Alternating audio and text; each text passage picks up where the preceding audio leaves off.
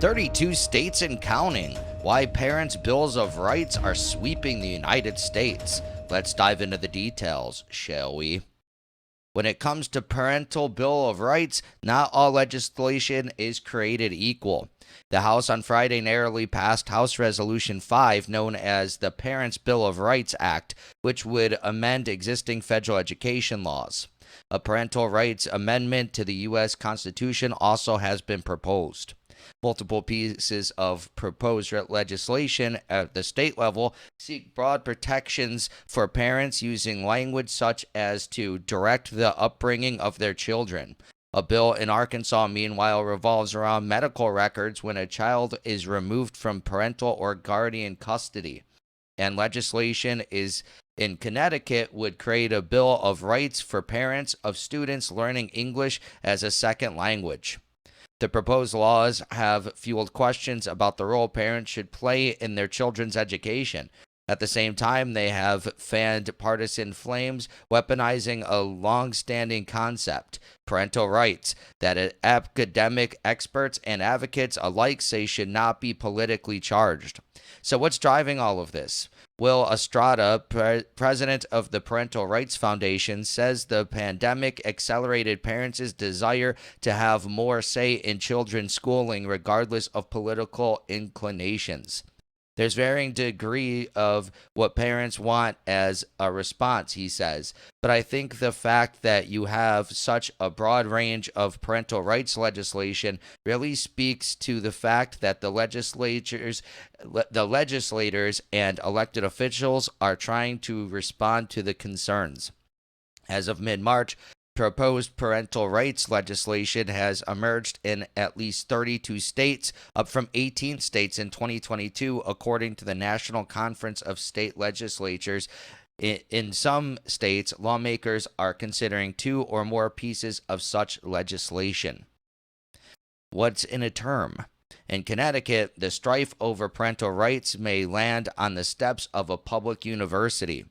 Families for Freedom, a grassroots organization that advocates for parental rights, has planned a rally next week at the University of Connecticut School of Law, which is hosting a symposium titled "Are Parental Rights Always in the Best Interest of Children?"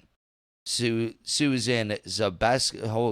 Zabohinsky, founder of Families for Freedom, says the group formed during the pandemic, shortly before Connecticut ended religious exemptions for childhood vaccine requirements for schools.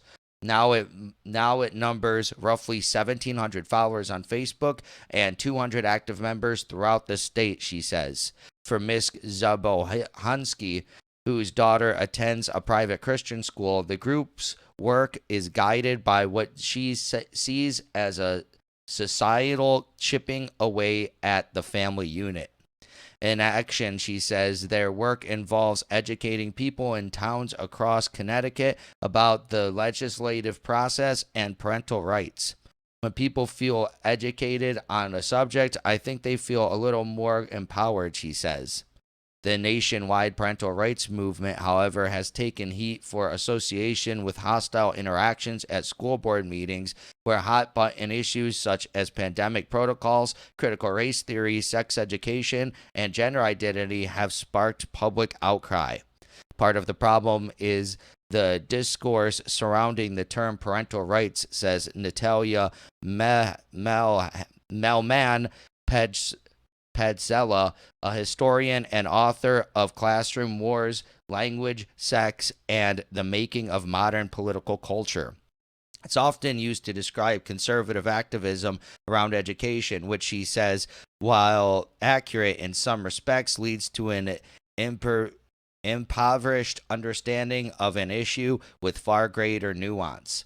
Ms. Molman Perzella contends that most parents, regardless of their background and ethnicity or political leanings, want to have some insight, if not control, over their kids' experiences at school.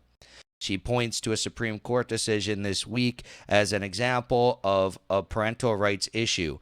The justices unanimously sided with a deaf student, Miguel Luna Perez, who had sued a public school district alleging that he received an inadequate education. Mr. Perez and his parents had argued that aides who were supposed to help him translate lessons were often absent or unqualified. As Justice Neil Gorsuch noted in the court's opinion, the ruling holds consequences not just for Mr. Perez, but for a great many children with disabilities and their parents. Mr. Melman Prezella said, Miss Melman Prezella says the discourse also benefit from more balance in the form of default assumptions that teachers have expertise and deserve trust, and that parents care about their children and deserve to know what's happening in schools. If we operate from that set of assumptions, then when difficult situations do come up, there is an opportunity for a much more productive resolution that doesn't involve, online mobs and angry protests and threats, she says. The legislative landscape. It's too soon to say how the proposals will fare during this lawmaking cycle. At the state level, most remain pending in legislatures, and at least 6 have failed this year. In prior legislative sessions, the bulk of them failed, with a few notable exceptions, such as in Florida, which in 2021 approved its version of a Parental Bill of Rights. Florida Governor Ron DeSantis also championed the Parental Rights and Education Act, which critics dubbed the Don't Say Gay law, which his administration is now seeking to expand through 12th grade. At least 10 states have existing statutes that mention parental rights, 6 of which are broad provisions, according to the National Conference of State Legislatures. The other states have more specific language geared towards certain student groups or issues. The murkiness of legislative success, however, didn't stop Connecticut State Senator Rob Sampson, a Republican, from giving it a try. His proposed bill, one of several in the state that fall under the umbrella of parental rights, would have protected parents' ability to withdraw their children from courses without explanation unless the class was required for graduation. It's insane that's not already a thing. It noted that parents should remain the ultimate authority in what their children are being taught in school. State Senator Sampson described it as dead on arrival, given Democrats control of both House of the legislature and governor's office. But he wanted his constituents to know where he stood on the issue and see if any Democrats would signal support. He says parents is growing distrust with local school boards, and insights they gleaned while children learned remotely are spurring the rise of parental rights themed legislation. Now it's less about local school district making decisions to suit the parents, he says. It's about the school districts taking direction from people that are involved in political activism. But other organizations have come out swinging against what they see as a culture war influence movement that could lead to book bans and curriculum changes.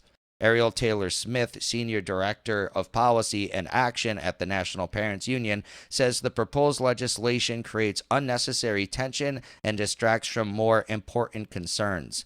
Instead, Ms. Smith says legislation should be laser-focused on academic processes, especially after pandemic disruptions left many students behind in reading and math. I'm optimistic that parents will be able to come together and build an actual parent bill of rights that's grounded in ensuring that our schools are advancing kids' learning, she said. I just don't think that a lot of these attempts are that right now. Joanne Mickens, Executive Director of Parents for Public Schools, wholly supports the parent engagement, but she is concerned the legislative trend may only flex voices that are loud and maybe even strident without regard for what the majority of parents may believe or want. If legislation becomes law, she wonders, will that impose one set of parents' beliefs on the rest of students? I believe that much of what we're seeing today is no different than the violence and the opposition to the civil rights movement, she says. I see that people are afraid. They don't want to want the changes to their way of life. Well, also, yeah, this stuff that they're telling their kids that they probably shouldn't be. Some of the stuff that they're telling kids nowadays when they're in like elementary school is crazy. Mr. Estrada of the Parental Rights Foundation, for his part, asserts that a large share of parental rights bills carry a broadly bipartisan message that doesn't veer into partisan territory such as critical race theory. While many bills seek some form of curriculum transparency, he says there's a fine line between providing more information while not unfairly burdening schools. We just want some level of transparency of the major things that are being taught in the public schools, he says. Yeah, I completely agree. I like these bills. They're bringing the stuff back that I can't even believe was in school. Some of this stuff that we see in schools that these kids can get their hands on when they're like 10 or 11, it's basically just, it's definitely adult material. And why is that at a school?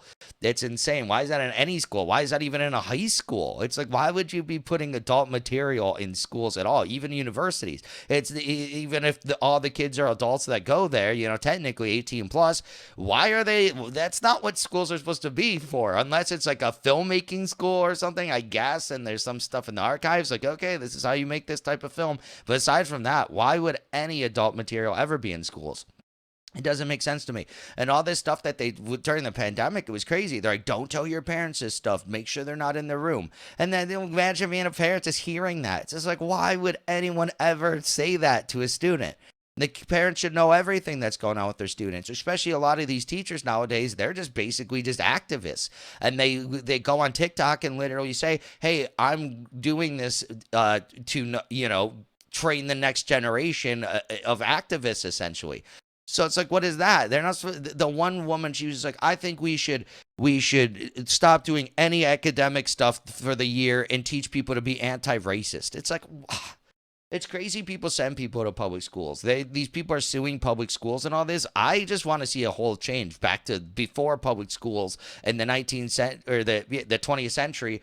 Back before everything was public schools, get back to more private schools. Get rid of public schools. Everything the government touches, it breaks. And then especially you want them teaching your kids. What are they going to teach them? They're going to teach them how great government is. And that's how teachers are. Like, if they're going to work for the government, they're inherently going to be supporting the government in some way, shape, or form. So that's just going to, influence what they teach and how your kids learn. So I don't know. I think people should go more back to public school, private schools. And if they defunded public schools, people would have so much more tax money. You could do this with other things, and then you could afford private schools. That's what I always think about government programs. It's like if they didn't tax everyone and they let you choose how to spend the money, then you would have more say. And I think this society would be better overall. But that's just my opinion on this. What's your opinion on the story? Please let me know in the comments below. Also, be sure to smash that like button, subscribe to the channel for daily news updates, hit that notification bell, and share this video to help spread the news.